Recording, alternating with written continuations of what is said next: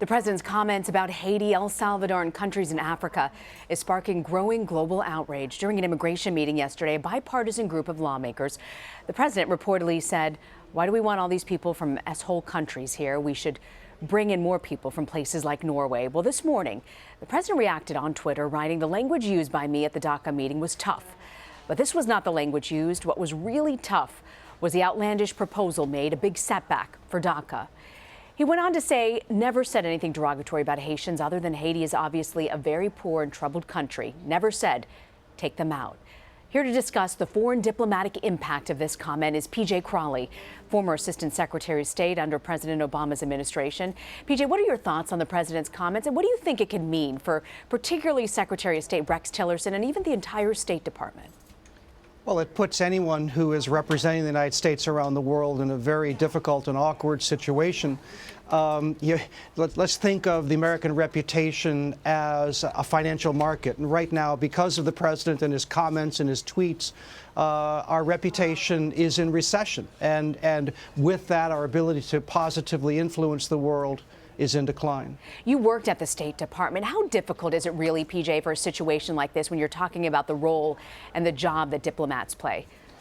Well, we have a national narrative about ourselves. Bring us your hungry, your poor, yearning to be free.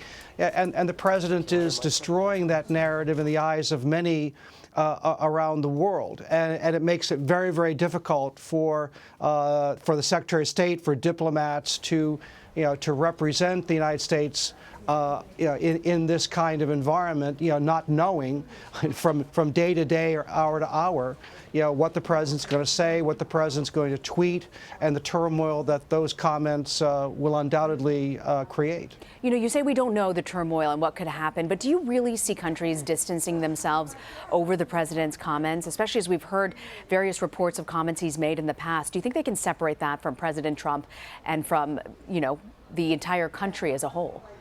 Well, I think it's damaging for President Trump.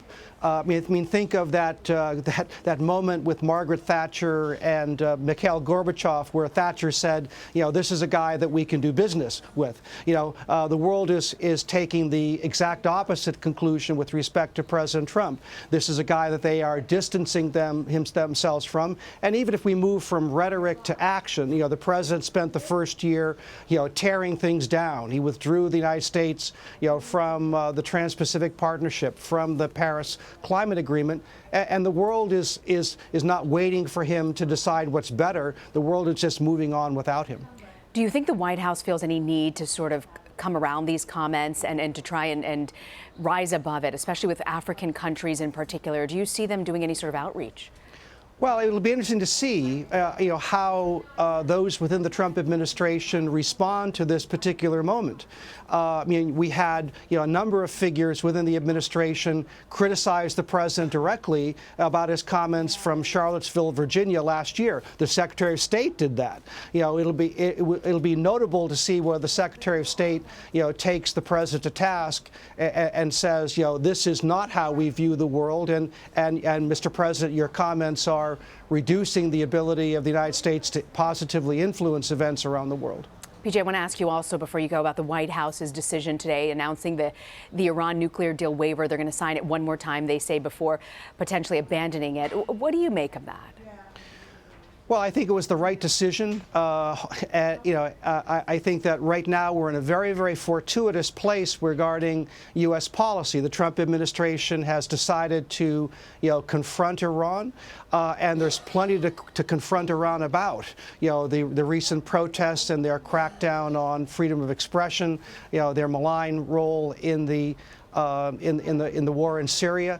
I think that the danger here is well, first of all, the Iran deal is doing exactly what it was designed to do. But secondly, if the United States withdraws from the Iran agreement at some point, it gives the Iranian government a chance to change the subject, and actually would have the net effect of taking pressure off them and then removing the constraints which allows them to move aggressively towards a nuclear weapon, as North Korea is doing if they so choose.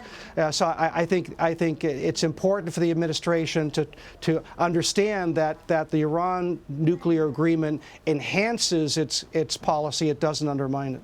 PJ, when you look across on the national security and the international landscape, when you see in the news cycle these comments that sort of take us away from some of the issues at hand, what do you worry about when you look across the globe right now on issues? Well, obviously, as we start 2018, North Korea is a compelling issue. We've had some positive news this week with the discussion between North and South Korea. We can hopefully look forward to a peaceful Olympics. But that remains a critical issue. It's a very, very complex one without any easy answers. And so you need an administration that is focused squarely on the difficult options that North Korea presents. And yet we see increasingly that through the president's actions and through turmoil here at home, the Russia investigation, for example, you've got an administration that is distracted at a very, very compelling time. PJ Crowley, thank you so much for joining us, PJ. A pleasure.